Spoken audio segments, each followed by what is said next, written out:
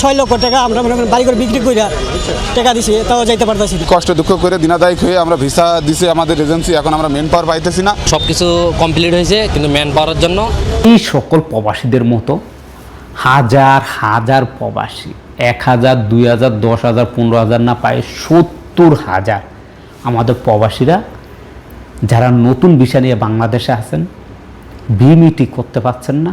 শুধুমাত্র 2টি মাদারচোদ, আমি বলবো গালি দিয়ে কেউ মাইন্ড করবেন না, 2টি মাদারচোদ। একটি হচ্ছে বিমিটি কর্তৃপক্ষের যিনি প্রধান আছেন সচিব, এবং সেই সাথে পররাষ্ট্র মন্ত্রণালয় থেকে আমাদের সকলেরই আপনার আমার পরিচিত আসিফ নজরুল। এই 2 মাদারচোদের কারণে আজকে নতুন সিস্টেম, যা মধ্য এশিয়ার মধ্যে কোনো দেশের এরকম নাই। আপনি ইন্ডিয়ার কথা বলেন, পাকিস্তানের কথা বলেন, নেপাল, ভুটান কথা বলেন, তাদের দেশেরও ভিসা গেলে সেই ভিসার জন্য চেম্বার অফ কমার্স এই ব্যাপারটির প্রয়োজন নাই। এটা শুধুমাত্র বাংলাদেশে এই আসিফ নজরুল এটা চালু করছে, এই সচিব মিলে।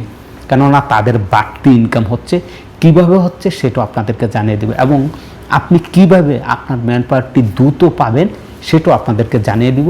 আপনার কোম্পানি আপনার বিমিটির জন্য আবেদন করছে কিনা কিভাবে চেক করবেন, ভিডিও দেওয়া আছে, দেখে নেবেন। নট ফান্ড কেন আসে সেই বিষয়ে ভিডিও দিয়েছি। আপনার এজেন্সি আপনার বিমিটির জন্য আবেদন করছে কিন্তু টাকা পেমেন্ট করছে কিনা সেটা কিভাবে বুঝবেন, পেন্ডিং কেন থাকে সেই বিষয়ে ভিডিও দিয়ে দিয়েছি। এই বিষয়গুলো এই ভিডিওতে বলবো না, তাহলে ভিডিওটা অনেক লং হয়ে যাবে। আপনারা কষ্ট করে সেই ভিডিওটা দেখে নেবেন, তাহলে অবশ্যই আপনারা তথ্যগুলো জানতে পারবেন। এবার আসেন, বাংলাদেশ সরকার চেম্বার অফ কমার্স যেই সিস্টেমটা চালু করছে, 1 থেকে 5 যে সকল ভিসাগুলো আছে ইন্ডিয়াতে, তাদের প্রয়োজন 5-এর অধিক যে সকল ভিসা আছে সেই সকল ভিসাকে গ্রুপ ভিসা বলা হয়। আর এই গ্রুপ ভিসার জন্যই কিন্তু চেম্বার অফ কমার্স বাধ্যতামূলক করা হয়েছে। আপনি একটা জিনিস খেয়াল করেন, সৌদিরা অর্থাৎ আপনার মালিক বা কোম্পানি দৌড়াদৌড়ি, সৌদিরা এরা দৌড়াদৌড়ি পছন্দ করে না, আপনার জন্য সেই দৌড়াদৌড়ি করবে না, তাদের এটা অনীহা। অনেকেই আছেন যারা ভালো হয়তো বা তারা করে দিবে, কিন্তু যারা খারাপ তারা জীবনও করে দিবে না। এই সকল প্রবাসীদের ভিসার মেয়াদ শেষ হলে কী করবে? আত্মহত্যা করা ছাড়া কোনো উপায় নেই। কারণ তার বাবার কোনো কোটি কোটি টাকা নাই যে সে সেই টাকা দিয়ে সৌদি আরব আসতে যাচ্ছে। আর বাবার যদি কোটি কোটি টাকা থাকে তাহলে সে কিন্তু সৌদি আরব আসবে না, দেশে ব্যবসা বাণিজ্যের সাথে জড়িয়ে যাবে, বাবার বিজনেসের সাথে জড়িয়ে যাবে। কারা আসতেছে প্রবাসে? আমি আপনি মধ্যবিত্ত ঘরের গরিব ঘরের সন্তানরা সুদে টাকা নেয়, ব্যাংক থেকে লোন নেয়, গয়নাঘাটি বিক্রি করে, জায়গা জমিন বিক্রি করে। কিন্তু আমরা মধ্যবিত্ত পরিবারের কিংবা গরিব ঘরের সন্তানরা কিন্তু প্রবাসে পাড়ি জমাই কেন?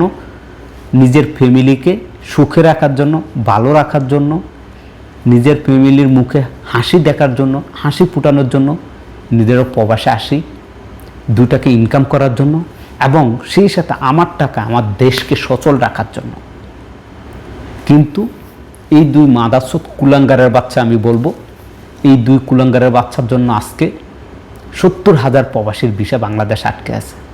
এদের অধিকাংশ ভিসার মেয়াদ প্রায় শেষ পর্যায়ে, এদের অধিকাংশ ভিসার মেয়াদ প্রায় শেষ পর্যায়ে। যদি এই ভিসাগুলোর মেয়াদ শেষ হয় আর কিচ্ছু করার নেই, আপনার সব শেষ।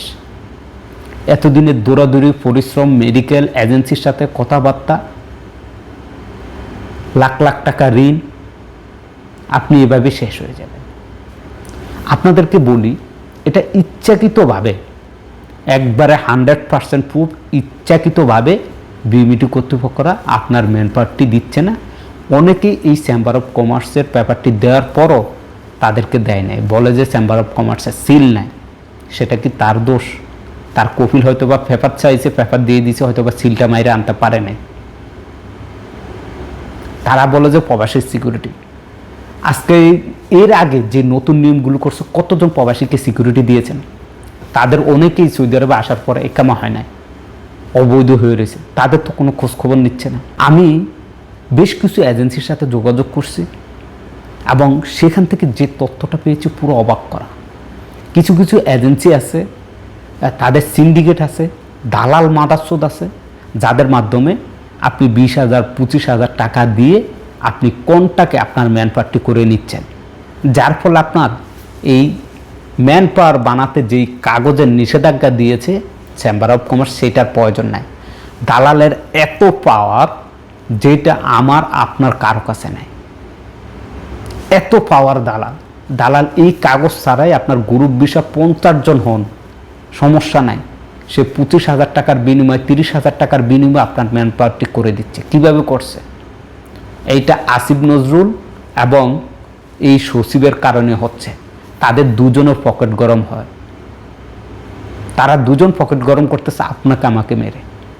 তাই আপনারা যারা আছেন, আপনাদের ভিসার মেয়াদ শেষ হয়ে যাচ্ছে, প্লিজ আপনাদের কাছে অনুরোধ রইল, আপনারা যদি এই পেপারটি আনতে না পারেন, কন্ট্যাক্ট করে হলো 20,000 টাকা যদি গচ্ছা যায়, লাখ টাকার চাই তো আপনার 20,000 গচ্ছাগুলো আপনার জন্য ভালো হবে। আপনি বাংলাদেশ কোনো এজেন্সির সাথে কথা বলে কন্ট্যাক্ট আপনি চলে আসেন। এখন অনেকে বলবেন, ভাই আপনি কি কোনো এজেন্সির সাথে আমাকে পরিচয় করিয়ে দিতে পারবেন কিনা? এক কথায় না, কেননা ভাই আমার সাথে অনেকেই ভালো, কিন্তু আপনি যান আপনার সাথে অনেকে খারাপ করবে, তখন আপনি আমাকে বলবেন যে ভাই আপনার কারণে গিয়েছি, আপনি এই করছেন সেই করছেন। তাই আমি এইসবের মধ্যে আগেও নাই, এখনও নাই, সামনেও থাকবো না। তবে আপনাদেরকে সকল তথ্যগুলো দিয়ে আমি সহযোগিতা করবো ইনশাআল্লাহ, যতদিন এই অনলাইন জগতে থাকি।